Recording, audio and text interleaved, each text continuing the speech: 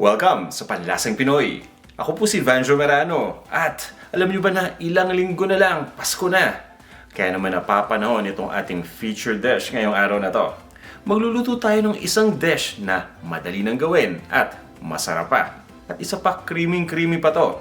Tamang-tamang panghanda sa Noche Buena o pampatlock sa mga Christmas party. At ang tawag natin dito ay chicken and egg macaroni salad.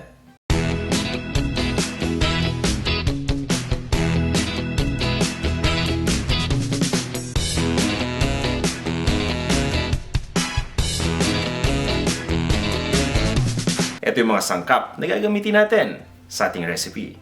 Boneless chicken breast. Elbow macaroni. Kailangan din natin ng boiled egg. Ng cheddar cheese, kinube ko lang. Raisins o pasas. Sibuyas.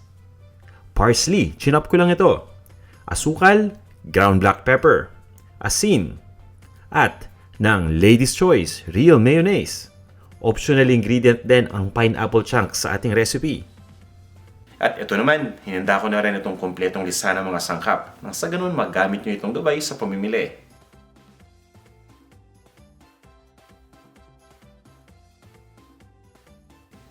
Kung ready na kayo, tara, umpisahan na natin! Lutuin muna natin yung chicken breast. Maglagay lang tayo ng tubig sa isang cooking pot at pagsamahin na natin yung chicken at yung tubig. Pabayaan lang natin na uminit itong tubig hanggang sa kumulo at once na kumulo na, itutuloy lang natin ang pagluto ng mga 15 to 18 minutes. Nasa medium heat lang tayo.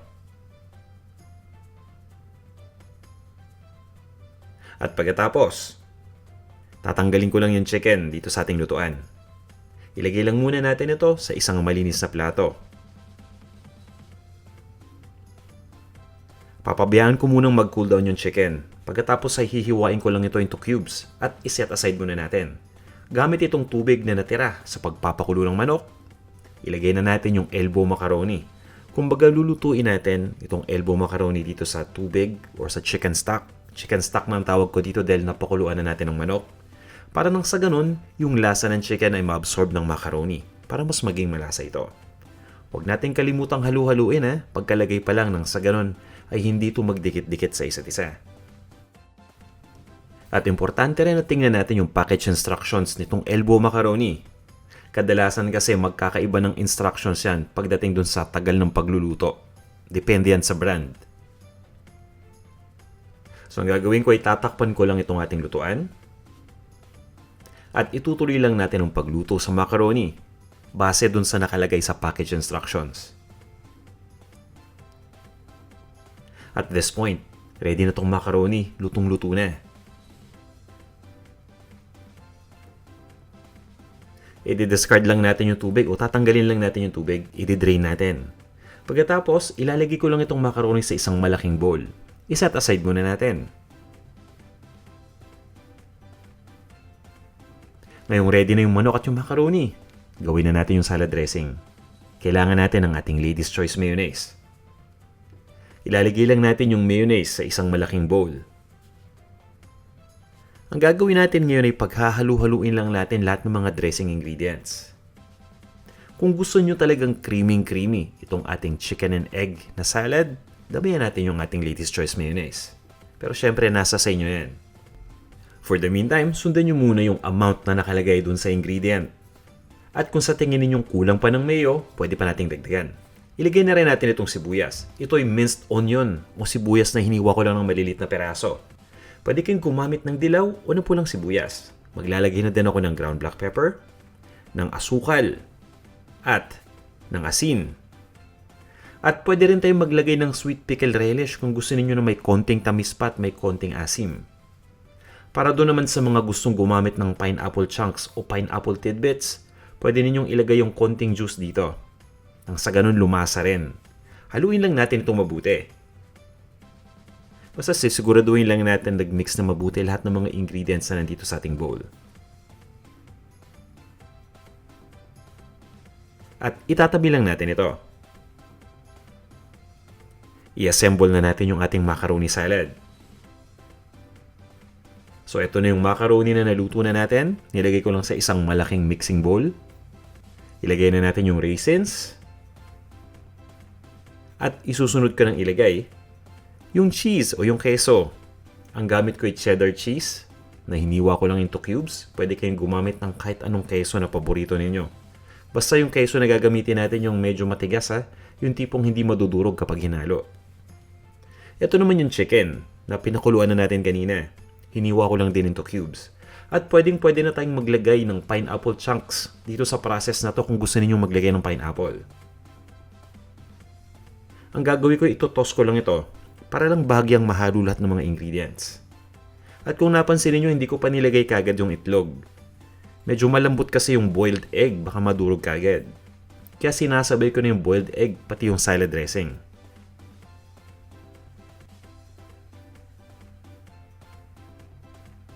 At speaking of salad dressing, ilagay na natin dito sa ating bowl. Idiretso na natin lahat yan.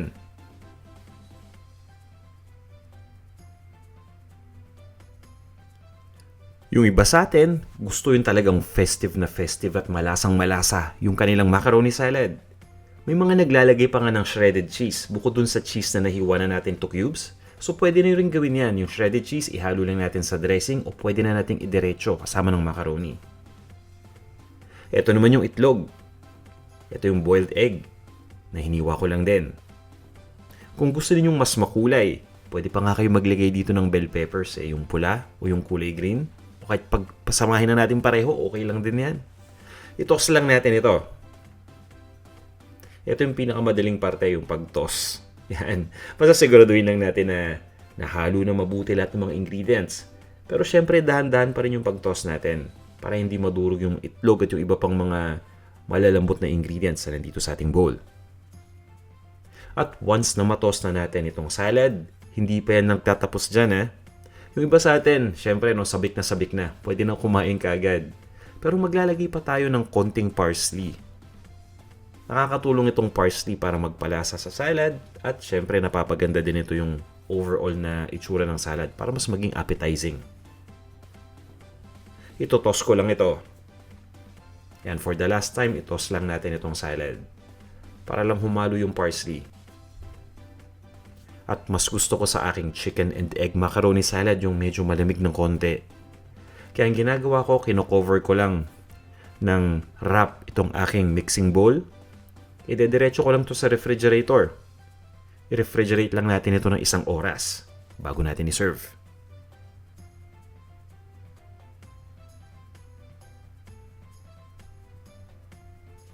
Ito na ang ating chicken and egg macaroni salad.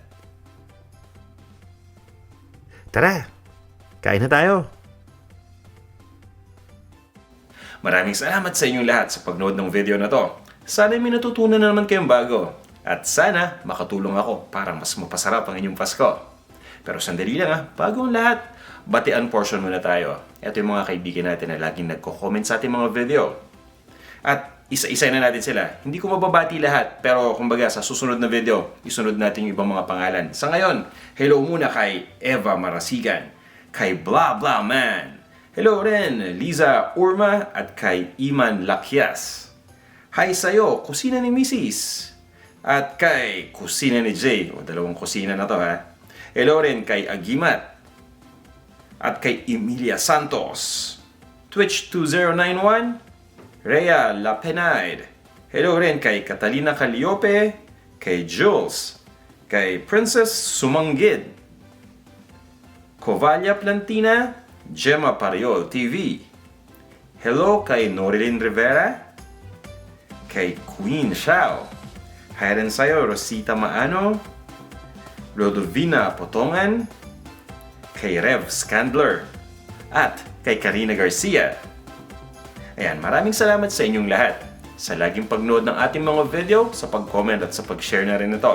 Sana huwag kayong magsawa Abangan nyo po yung ating mga susunod na video para sa mga bagong recipes na tiyak na magugustuhan ninyo. Maraming salamat ulit sa inyong lahat at magkita-kita tayo sa ating susunod na video. Hanggang sa muli.